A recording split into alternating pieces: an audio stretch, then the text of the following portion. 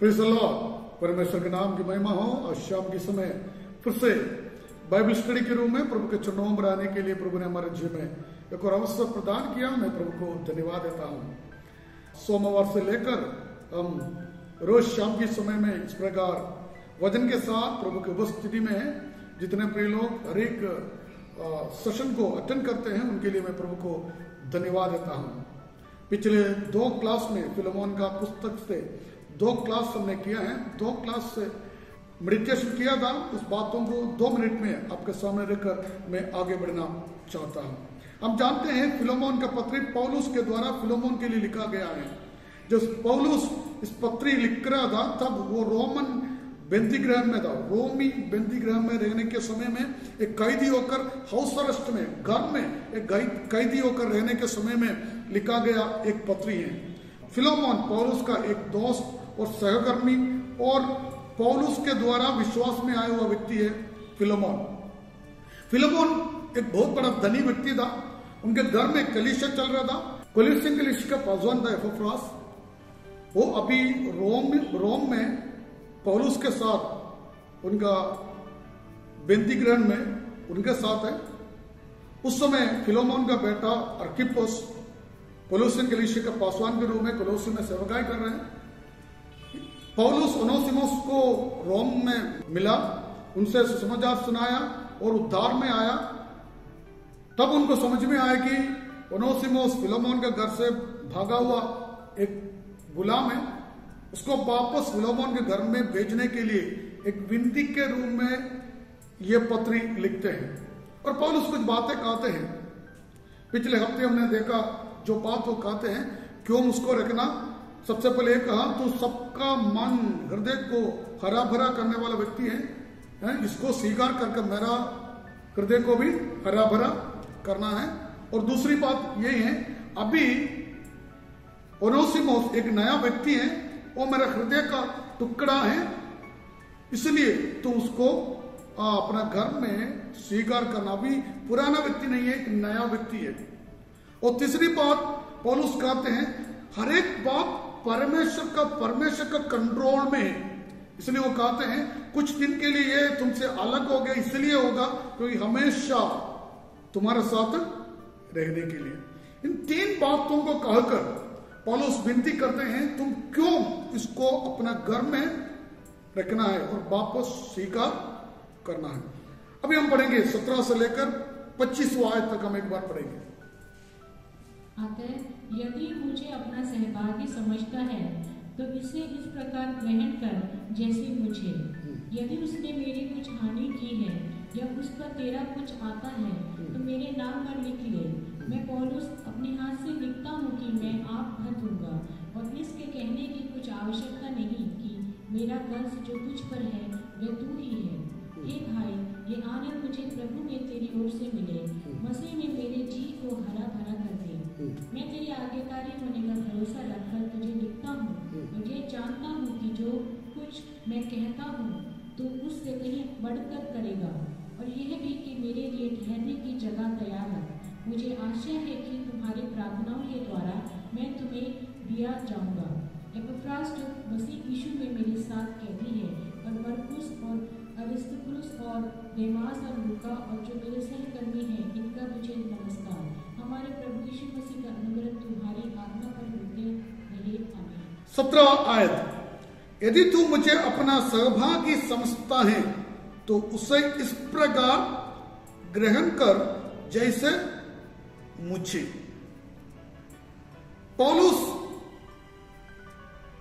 फिलोमोन से कहते हैं अगर तू ये समझते हैं मैं तेरा एक सहकर्मी इस प्रकार मुझे अंगीकार करते हैं तो तुम ओनेसिमुस को मेरे समान अपना घर में स्वीकार करना।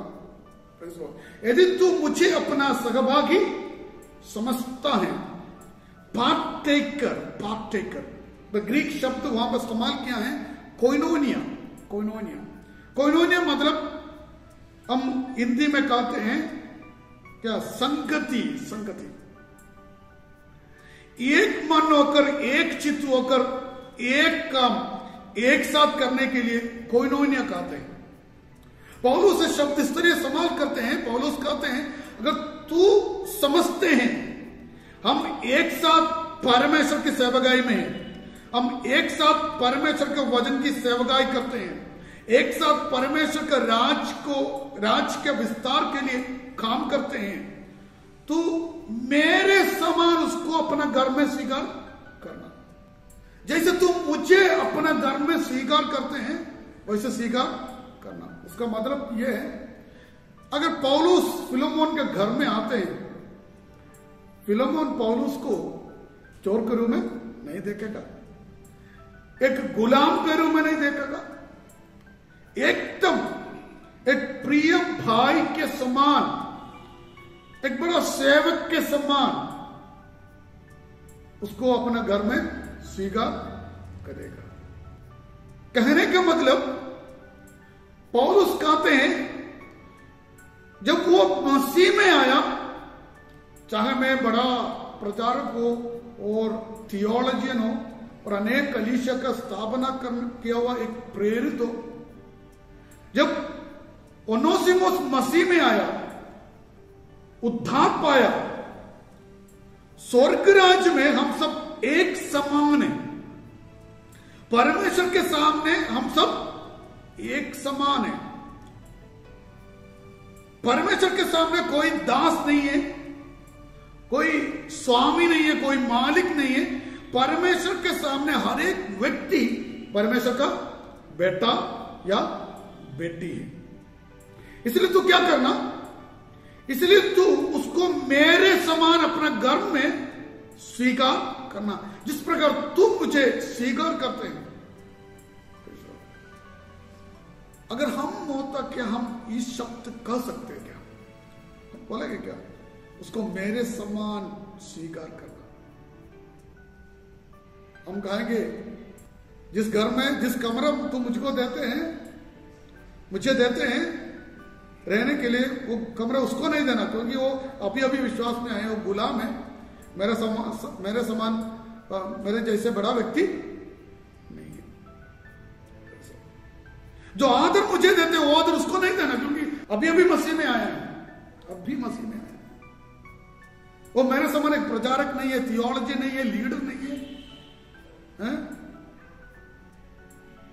लेकिन पौलुस कहते हैं, पौलुस एक गुलाम को, जब उस व्यक्ति जब गुलाम मसीह में आया, उसको उसके समान देखते हैं। इसलिए पौलुस कहते हैं एफेसियों के पत्री 5 अध्याय का आखिरी शब्द में हम देखते हैं, इस प्रकार कहते हैं, एक दूसरे के अधीनता में रहना है, विश्वासी आपस में प्रेम में एक दूसरे को बड़ा समझना है, आदर देना है। पौलुस कहते हैं यदि तू मुझे अपना सहभागी समझता है तो उसे इस प्रकार ग्रहण कर जैसे मुझे 18 पद को हम पढ़ेंगे। यदि उसने तेरी कुछ हानि की है या उसका तेरा कुछ आता है तो मेरे नाम पर लिख लो। पौलुस कहते हैं यदि उसने तेरी कुछ हानि की है या उस पर तेरा कुछ आता है तो मेरे नाम पर लिख ले। कल मैंने बताया ये शब्द एक बैंकिंग टर्म है। कहते हैं उसने जो भी नुकसान आपके जीवन में, आपके परिवार में किया, वो मेरा नाम पर लिखे, मैं दे दूंगा, मेरा नाम में लिखना, मैं उसका कर्जा उठाऊंगा। मैंने कहा था even after becoming a brother in Christ, the legal issue will still persist. Whatever the legal is owed should be done back. जो भी लीगली न्याय के साथ करना है वो करना जरूरी है। एक आयत को हम पढ़ेंगे, 2 कोरिन्थी उसका 5वां अध्याय का 21वां पद। 2 कोरिन्थी 5वां अध्याय 21वां पद। जो पाप से अज्ञात था उसी को उसने हमारे लिए पाप ठहराया कि हम उसमें होकर परमेश्वर की धार्मिकता बन जाए। हम परमेश्वर का धार्मिकता अनुभव करें। यीशु मसीह के बारे में लिखा है। क्या है? हमारे पापों का दाम चुकाने के लिए वो अपना लहू क्रूस पर बहाया, अपना जान दिया। और परमेश्वर पर विश्वास करने के लिए, परमेश्वर को उपस्थिति में आने के लिए उसने हमारे लिए अपना जीवन दिया। पाप के लिए हर एक जगह में एक दाम चुकाना पड़ता है, हर एक पाप के लिए। इसलिए यीशु मसीह हमारे लिए अपना जीवन काल में क्रूस पर दिया। वहां पे हम देखते हैं एक शब्द, वहां पे देखते हैं इम्प्यूटेशन। क्या है? हमारा पाप यीशु मसीह के ऊपर आया और यीशु मसीह की धार्मिकता हमारे जीवन में। इसलिए पौलुस कहते हैं, सेम बात पौलुस कहते हैं, जो भी उसने हानि का बात किया है, जो कुछ आता है वो मेरे ऊपर, मेरा नाम में लिखो, मैं उसको वापस दूंगा। यही बात, परमेश्वर को उपस्थिति में आने के लिए कोई योग्यता हमारे जीवन में नहीं था, कोई योग्यता हमारे। इसको इंग्लिश में एक दूसरा टर्म यूज किया है, सब्स्टिट्यूशनरी डेथ। सब्स्टिट्यूशनरी डेथ, सब्स्टिट्यूशनरी डेथ मीन्स जो बच्चे लोग क्रिकेट खेलते हैं उनको मालूम है, बैटिंग करने वाले व्यक्ति को अगर कुछ चोट लगते हैं और रनिंग के लिए वो एक व्यक्ति को सब्स्टिट्यूशन में वहां पे रखते हैं। हाँ, उसके बदले में एक व्यक्ति को उस जगह में रखते हैं, वो उसके लिए रन करता है। ये बात सब्स्टिट्यूशनरी डेथ। उसी प्रकार हम जिस जगह में मरने वाले थे, हमारे पापों के कारण हम परमेश्वर से दूर थे, हम मरने वाले थे। क्योंकि बाइबल ने इस प्रकार लिखा है, पाप का मजदूरी मृत्यु है। हम सब पापी थे। जिस जगह में हम मरना था, उस जगह में हमें वहां से हटाकर हमारे पापों के लिए प्रभु यीशु मसीह काल्वरी क्रूस पर अपना जीवन दिया। पौलुस यहां पर कहते हैं, जो भी उसका नाम में आता है वो मेरा नाम में लिखे, मेरा नाम में लिखे। 19 आयत पढ़ेंगे। मैं पौलुस अपने हाथ से लिखता हूँ कि मैं आप भर दूंगा, और इसके कहने की कुछ आवश्यकता नहीं कि मेरा कर्ज जो तुझ पर है वह तू ही है। पौलुस कहते, मैं पौलुस अपने हाथ से लिखता हूं कि मैं आप भर दूंगा। हमें मालूम है, एक बार यूहन्ना बपतिस्मा इस प्रकार कहा, behold the lamp of God which takes the sins of the world. संसार के पाप को दूर करने वाला परमेश्वर का मेमना, Who takes the sins of the world, जिसने सारे दुनिया का, संसार का पाप अपना ऊपर ले लिया। परमेश्वर का मेमना यीशु मसीह को देकर कहते हैं। एक बात, परमेश्वर हमारे सारे पापों को माफ करते हैं, लेकिन जितने पाप हम उद्धार पाने तक हम करते हैं, किया है, सारे पापों को हमेशा के लिए बिना कोई सजा माफ करते हैं। लेकिन उद्धार पाने के बाद जो भी पाप हम करते हैं, उसका कॉन्सिक्वेंस हम अनुभव करना है। उद्धार करने के बाद हम फिर से वापस पुराना जीवन में जाना नहीं चाहिए। उसके बारे में जब हम सॉल्वेशन के बारे में, उद्धार के बारे में हम क्लास ले लेंगे, तब मैं ज्यादा एक्सप्लेनेशन दूंगा। पौलुस यहां पर कहते हैं 19 आयत का दूसरा भाग इस प्रकार गए, और इसके कहने की कुछ आवश्यकता नहीं कि मेरा कर्ज जो तुझ पर है वो तू ही है। उसका मतलब मैंने तुम्हें क्या किया? मैंने तुम्हें उद्धार में लेकर आया, उसका कर्ज अभी तक तूने मुझे वापस नहीं दिया। मेरा कर्ज तुम्हारे ऊपर ऑलरेडी है, वो तुम ही है। मैंने तुम्हें उद्धार में लेकर आया, इसलिए मुझे अधिकार है। अगर मैं नहीं दूं तो भी मुझे अधिकार है। इसका मतलब एक बात हमें समझ में आता है, पौलुस दूसरा भाषा में ये कहते हैं, तू भी मेरा बेटा है, ओनेसिमुस भी मेरा बेटा है, तुम दोनों मेरे सामने एक समान है। तुम सोचते तुम बड़ा धनी व्यक्ति है और एक गुलाम है, लेकिन तुम दोनों को मैंने विश्वास में लाया, तुम दोनों मेरा बच्चे हैं। विश्वास में तुम दोनों मेरा बच्चा है। पौलुस कहने का मतलब यही है। 20 पद पढ़िए। हे भाई, ये आनंद मुझे प्रभु में तेरी ओर से मिले, मसीह में मेरे जी को हरा भरा कर दे। इस 20 आयत के बारे में हमने बताया था। पौलुस कहते हैं 5 आयत से लेकर हम जब पढ़ते हैं इस प्रकार कहते हैं, तू एक अच्छा व्यक्ति है, तेरे कारण अनेक लोग, समाज का अनेक लोग आशीषित होते हैं, तो अनेक लोगों का हृदय को हरा भरा करते हैं। यहाँ पे 20 आयत में पौलुस कहता, तू मेरा हृदय को भी हरा भरा कर दे। कैसे? इसको अपना घर में स्वीकार करने के द्वारा मेरा हृदय को भी तू, जीव को भी तो हरा भरा कर दे। 21 आयत में, मैं तेरे आज्ञाकारी होने का भरोसा रखकर तुझे लिखता हूँ और ये जानता हूँ कि जो कुछ मैं कहता हूँ तो उससे कहीं बढ़कर करेगा। मैं जानता हूं कि जो कुछ मैं कहता हूं तो सब कहीं बढ़कर करेगा, कहीं बढ़कर करेगा, कहीं बढ़कर करेगा।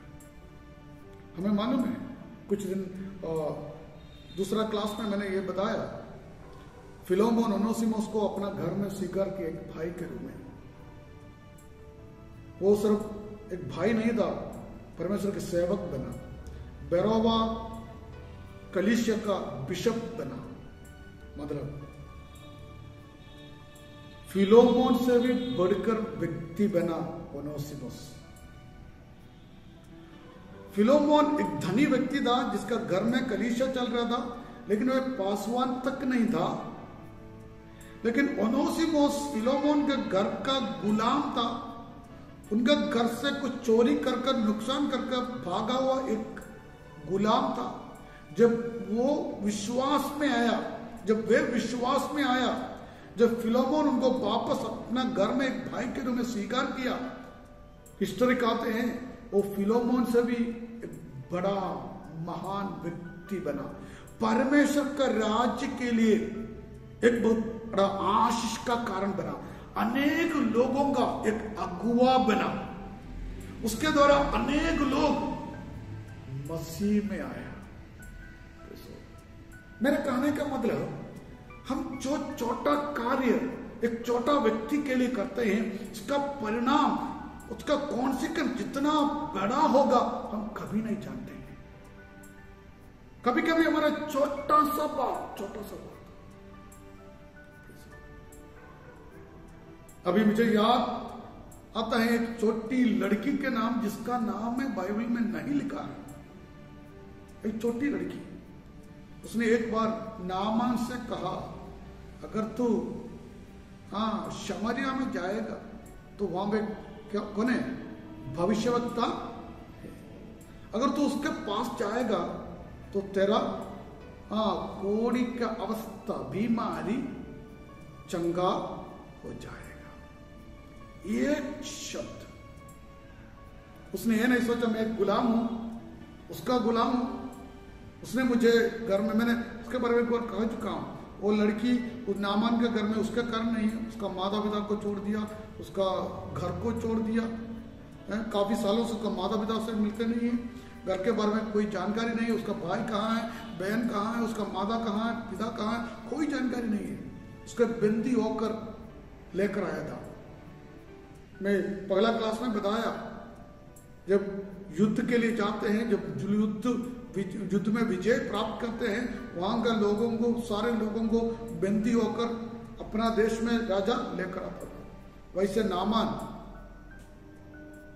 लेकर आया वो एक लड़की है, वहां पे जो उसका नाम भी हम नहीं जानते हैं। उसने एक शब्द बोला नामान से, अगर तू शमरिया में जाएगा तो एक भविष्यवक्ता है, तेरे सारे बीमारी चंगा हो जाएगा। इसलिए नामान के बारे में बाइबल में पढ़ते हैं, देश आशीषित हो गया। काफी बार हम जो कुछ छोटे बात दूसरों के लिए करते हैं उसका परिणाम बहुत बड़ा होगा। मैं जल्दी आगे बढ़ना चाहता हूँ, 22 पद पढ़िए। और यह भी कि मेरे लिए ठहरने की जगह तैयार है। मुझे आशा है कि तुम्हारी प्रार्थनाओं के द्वारा मैं तुम्हें दे दिया जाऊंगा। पौलुस उसको एक अश्योरेंस देते हैं, आशा दिलाते हैं, मैं तेरा घर में आना चाहता हूं। अगर परमेश्वर की इच्छा तो मेरे लिए एक जगह वहां पर रखना है, मैं वापस आऊंगा।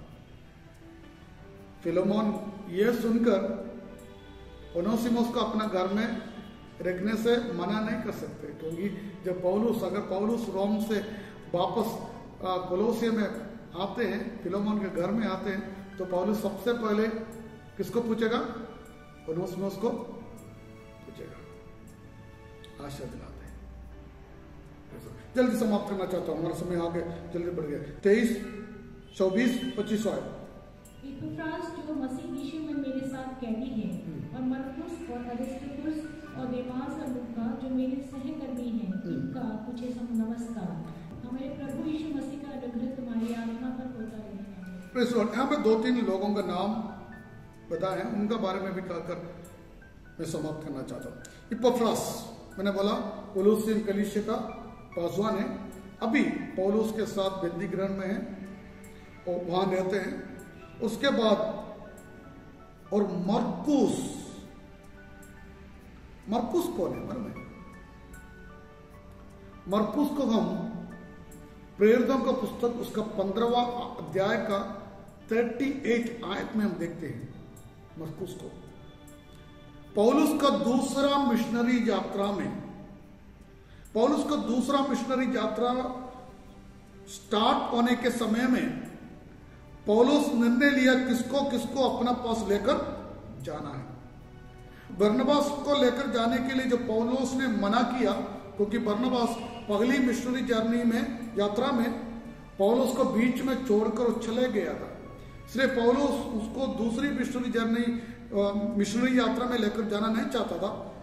जब बरनबास को मना किया, मरकुस चाहता था बरनबास को भी लेकर जाने के लिए, इसलिए दोनों बरनबास और मरकुस पौलुस को छोड़कर गया। उसके बाद वो कहां गया, क्या किया, हमें नहीं मालूम है।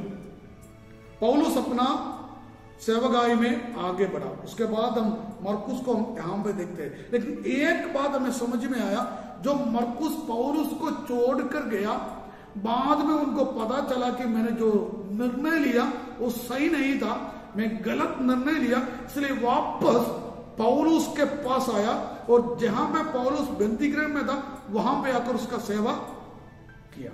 यहां पे हम देखते हैं। और तीसरा व्यक्ति यहां पे इस प्रकार लिखा है, अरिस्तर्खुस के बारे में जब जानते हैं, वो थिस्सलुनीके से आया हुआ व्यक्ति है। पौलुस जब परेशानी में था, प्रॉब्लम में था, दुख में था, उसके साथ उसको मदद किया हुआ एक व्यक्ति है अरिस्तर्खुस। 14 आदमी का नाम वहां पे लिखा है देमास। शायद आप देमास को जानते हैं। देमास के बारे में पौलुस ने एक बहुत बड़ा स्टेटमेंट किया है। इंग्लिश में इस प्रकार लिखा है, Demas loved the world and left me. हम पढ़ते हैं 2 तिमोथी 4:10। 2 तिमोथी 4:10।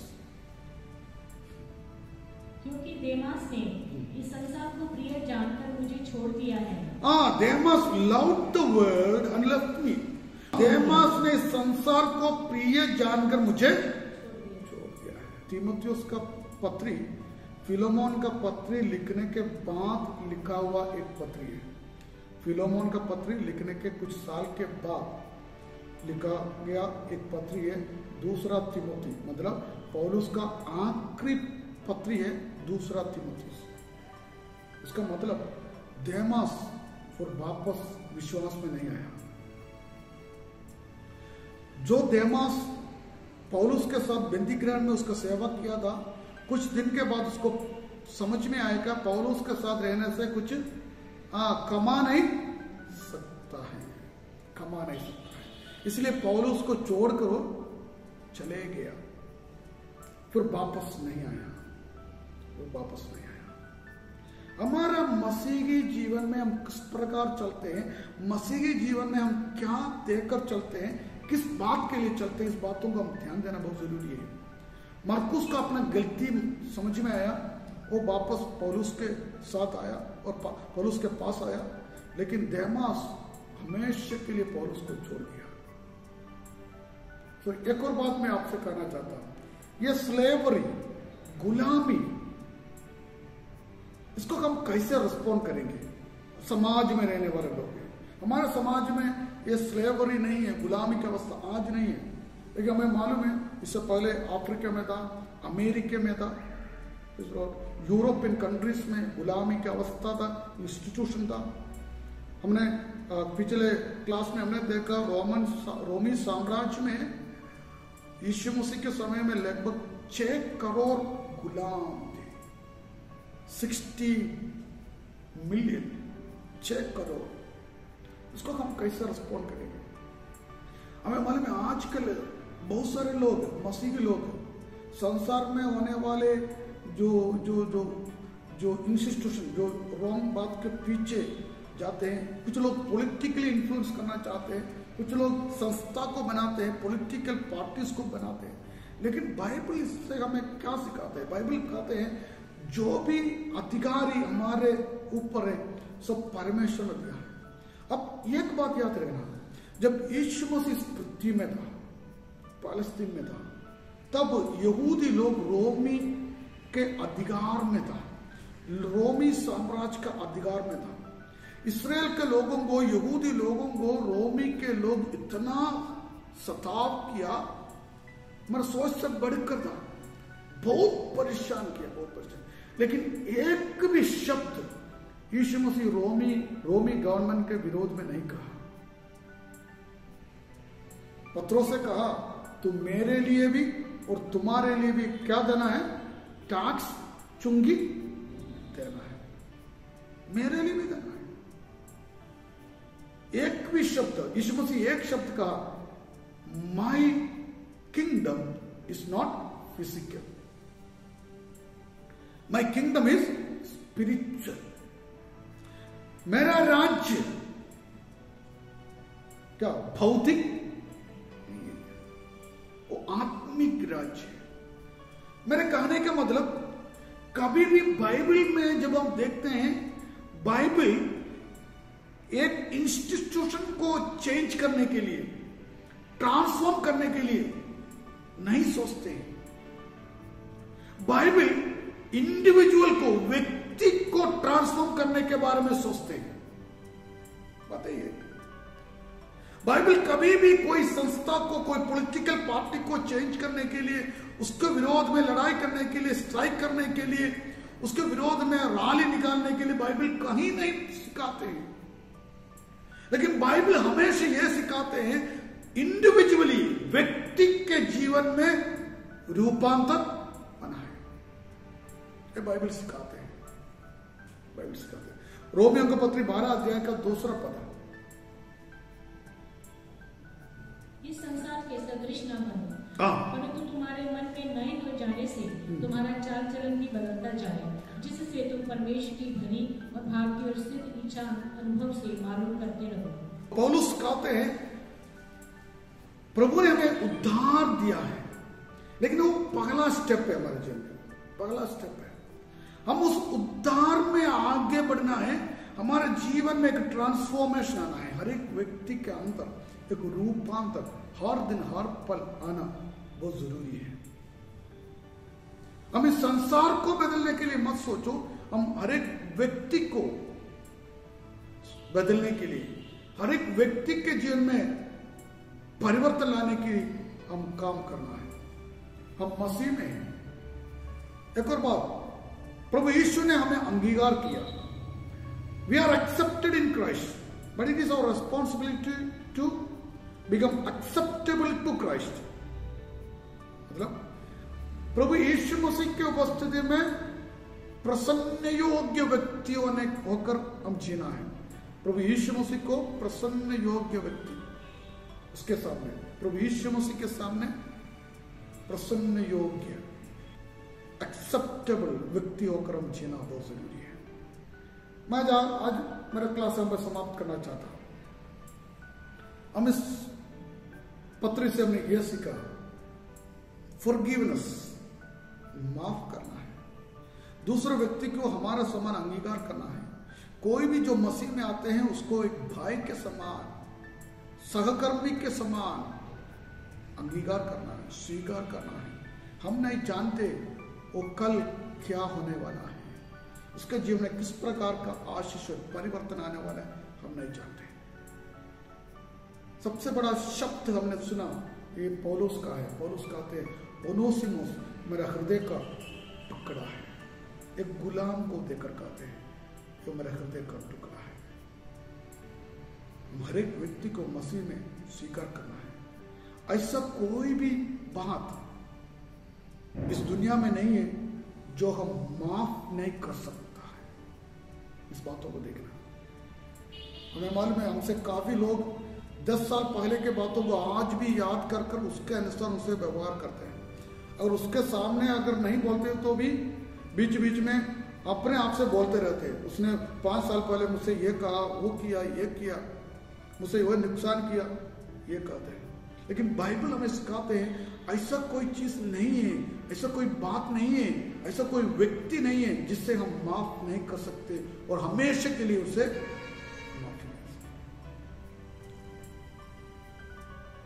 मेरे प्रियो, परमेश्वर हमें यह सिखाते हैं एक प्रैक्टिकल मसीही जीवन।